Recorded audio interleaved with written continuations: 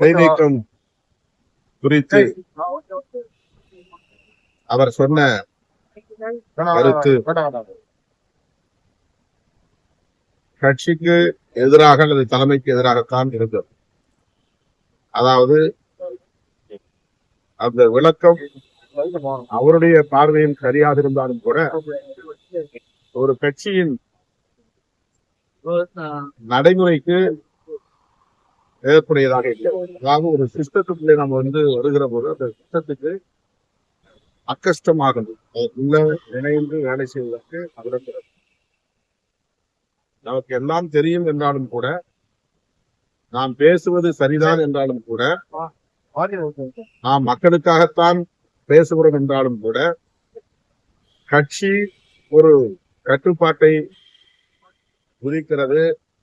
அந்த கட்டுப்பாட்டுக்குள் இருந்து இயங்க வேண்டும் என்று சொல்லுகிறது என்றால் அதற்கு இணங்குவதுதான் முதலீடு முக்கியமானது. அதனால்தான் பௌத்தத்தில் கூட புத்தம் சரணம் கச்சாமி, தம்மம் சரணம் கச்சாமி, சங்கம் சரணம் கச்சாமி என்பதை ஒரு முழக்கமாகவே வைத்திருக்கிறார்கள். சங்கம் என்பது அமைப்பு, அமைப்புக்கு நான் கட்டுப்பட்டு நடப்பேன் என்பதுதான் பொருள். அறிவே உன்னை வணங்குகிறேன், அறமே உன்னை வணங்குகிறேன், அமைப்பே உன்னை வணங்குகிறேன் என்பதுதான் பௌத்தத்தில் இருக்கிற முக்கியமான விளக்கம். ஆகவே ஒரு கட்சிக்குள் வந்துவிட்டால் எவ்வளவு பெரிய ஆற்றல் படைத்தவர்களாக இருந்தாலும் கூட அந்த கட்சிக்கு கட்டுப்படுவது முக்கியமானது. இந்த கட்சியின் நடைமுறைகளுக்கு இணங்க செயல்படுவது முக்கியமானது.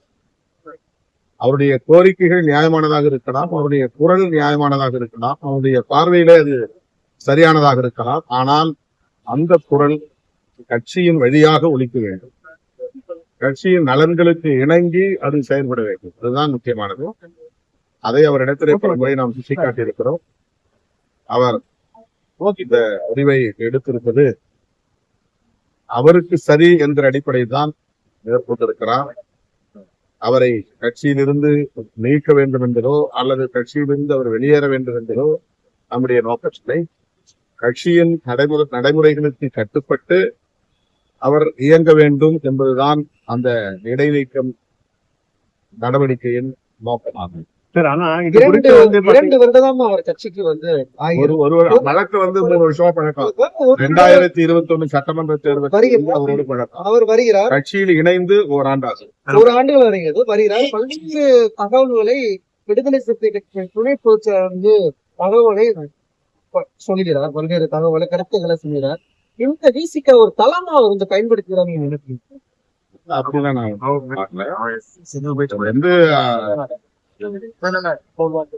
ஆர்வம் உள்ள இருக்கிறது.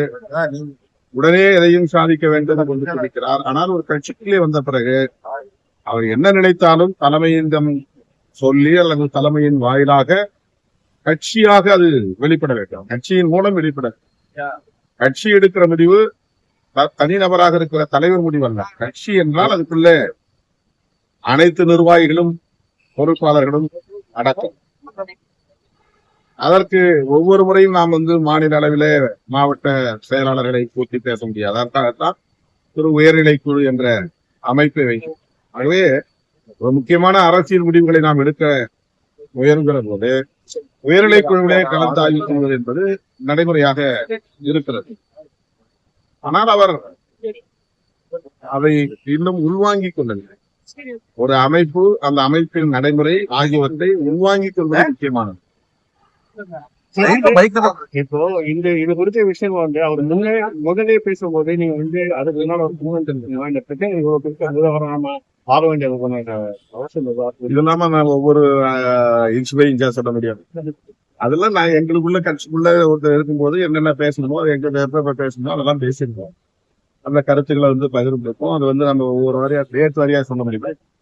ஆதவருக்கு என்ன சொல்ல கருத்து இந்த மாதிரி செயலுக்கு பொது வாழ்க்கையில் ஈடுபட வேண்டும் என்கிற துடிப்பை கொண்டிருக்கிறார். அது வரவேற்க. தலித்துகள், பழங்குடிகள், பெண்கள் போன்ற விளிம்பு நிலை மக்களின் நலன்களுக்காக போராட வேண்டும் என்கிற எண்ணமும் அவரிடத்தில் இருப்பதை வரவேற்கிறோம். ஆனால் அவசரம் கூடாது. அமைப்புக்கு கட்டுப்பட்டு இயங்குகிற ஒரு பாங்கு அவசியமானது, பக்குவம் அவசியமானது.